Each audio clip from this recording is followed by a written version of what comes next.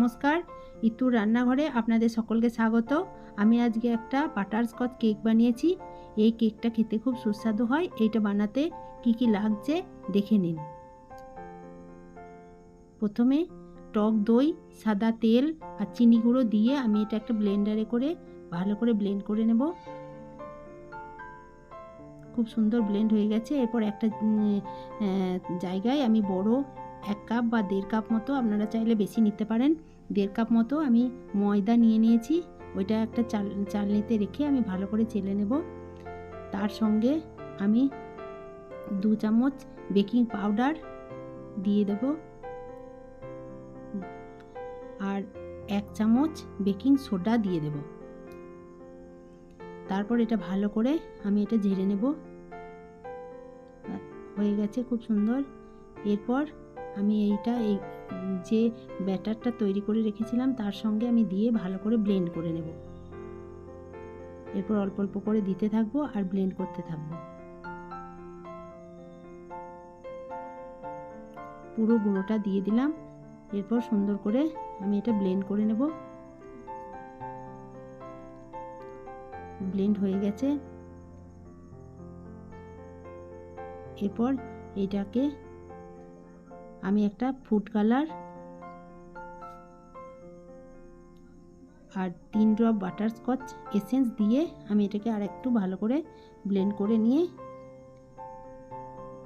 রেখে দেবো খানিকক্ষণ থালা ঢাকা দিয়ে। এরপর আমি একটা লাভ শেপের মোল্ড নিয়েছি। এটাতে আমি সাদা তেল বুলিয়ে এর মধ্যে আমি শুকনো গুঁড়ো যে ময়দাটা নেব সেইটা দিয়ে আমি এটা পুরোটা কোট করে নেব, যার ফলে এটা পুড়ে যাবে না বা ছাড়তে অসুবিধা হবে না। এটা সবাই করে নেবেন, দেখবেন খুব সুন্দর কেকটা মোল্ড থেকে ছেড়ে যাচ্ছে। বাড়তি ময়দাটা আমি নিয়ে নেব। তারপর আমি এটার মধ্যে হাফ কাপ দুধ দিয়ে আমি সুন্দর করে এটা আবার ব্লেন্ড করে নেব। দুধ দিয়ে ব্লেন্ড করার সময় দেখবেন যেন খুব সুন্দর ব্লেন্ড হয়। ব্লেন্ড করার পর খুব সুন্দর একটা থিকনেস চলে এসেছে। এরপর আমি এই অবস্থাতে ভিনিগার 2 চামচ দিয়ে দেব। এরপর আবার আমি এটাকে সুন্দর করে ব্লেন্ড করে নেব। ব্লেন্ড করা হয়ে গেছে। এরপর আমি সেই মোল্ডটাতে, যেটাতে আমি ময়দা দিয়ে রেখেছিলাম, সেইটাতে আমি সুন্দর করে দিয়ে একটু করে ঠুকে বসিয়ে দেব যাতে ভিতরে কোনো হাওয়া না থাকে। এরপর আপনারা বার্লি বা নুনের মধ্যে দিতে পারেন। আমি বার্লি নিয়েছি, বার্লি কড়াইয়ে গরম করে নিয়েছিলাম। এরপর সেই অবস্থাতে আমি ওইটা দিয়ে ঢাকা দিয়ে আধ ঘন্টা রেখে দেব। সিম আছে, আমি আধ ঘন্টা পর ওইটা দেখব কেমন হয়েছে। এরপর আমি একটা পাত্রে কিছু আমন্ড আর কাজু নিয়ে মিক্সিতে করে একটু গুঁড়ো করে নেব। পুরো গুঁড়ো করব না, আধ ভাঙা অবস্থায় আমি এটা নিয়ে নেব। আর চিনি গুঁড়ো আর বাটার দিয়ে আমি একটা সুন্দর ওইটা পাটালি তৈরি করব।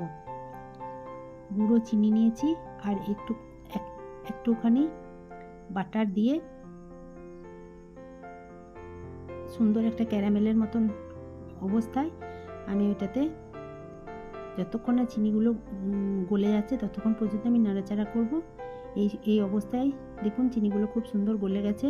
এই সময় আমি বাটারটা দিয়ে দেব। বাটারটা দিয়ে আমি একটু নাড়াচাড়া করতে থাকবো।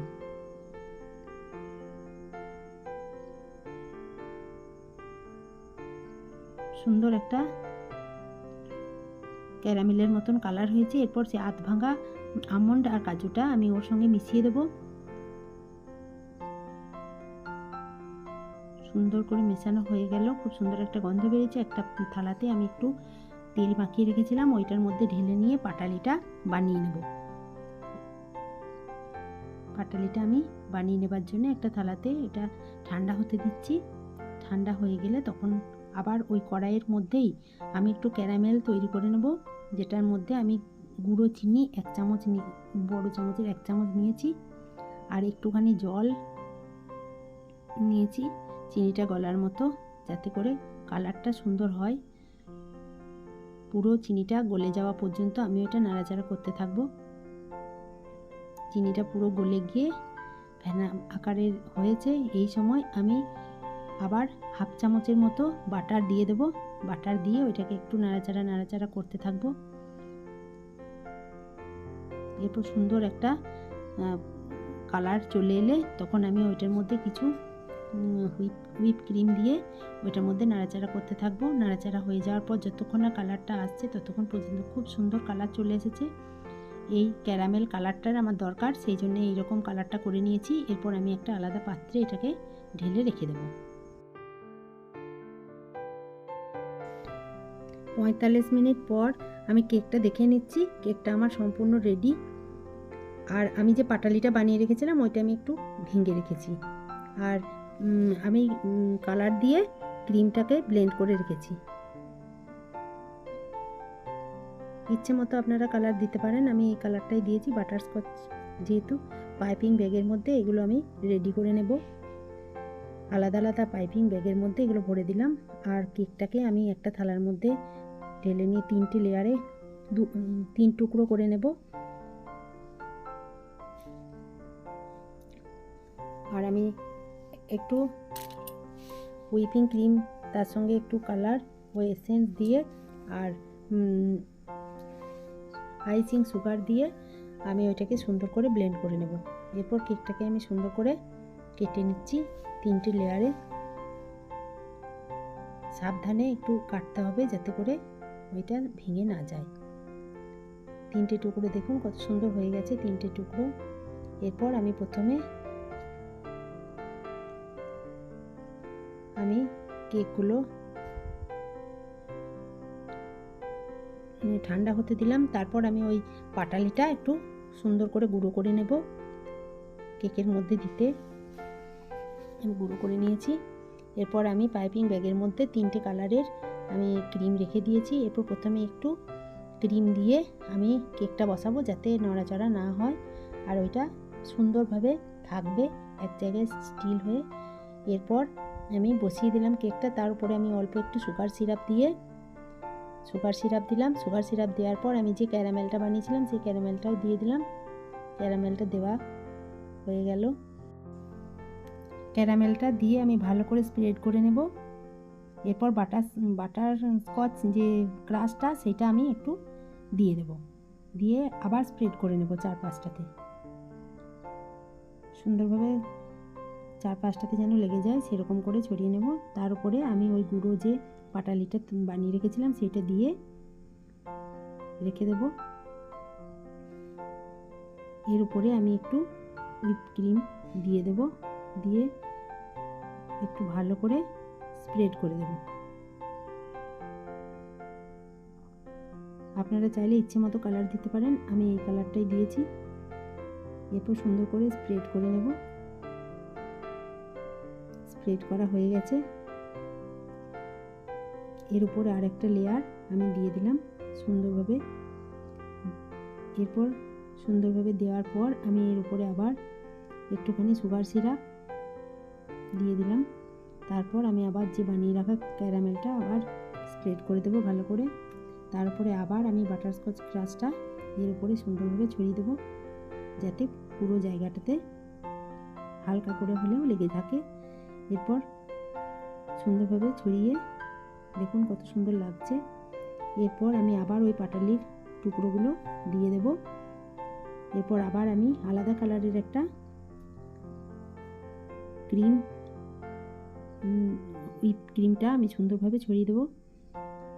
সুন্দরভাবে ছড়িয়ে দেওয়ার পর উপরের যে লেয়ারটা বাকি ছিল সেটা আমি দিয়ে দেব। উপরের সর্বশেষ লেয়ারটাতে আমি আবার একটুখানি সুগার সিরাপ দিয়ে দিচ্ছি। সুগার সিরাপটা সুন্দরভাবে স্প্রেড করে দিলাম চামচে করেই। এরপর আমি যে ক্যারামেলটা একটুখানি রেখেছিলাম সেটাও আমি ছড়িয়ে দিচ্ছি। ছড়িয়ে দিয়ে ভালোভাবে ছড়িয়ে দেওয়ার পর আমি আবার ওই গুঁড়ো পাটালি গুড়টা রেখেছিলাম সেইটা পাটালিটা আমি আবার দিয়ে পুরোটাই ক্রিম দিয়ে ভরাট করে দেবো।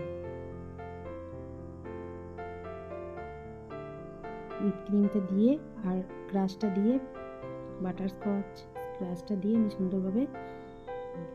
সুন্দর করে 4-5টা লাভ শেপ সেই আকারে আমি সুন্দরভাবে সাইডটাতেও ক্রিমটা দিয়ে দিলাম। এরপর ক্রিমটা দিয়ে পুরোটাই ক্রিমটা দিয়ে আমি ভরাট করে দেব। পুরোটাই আমি সুন্দরভাবে ক্রিমটা দিয়ে স্প্রেড করব।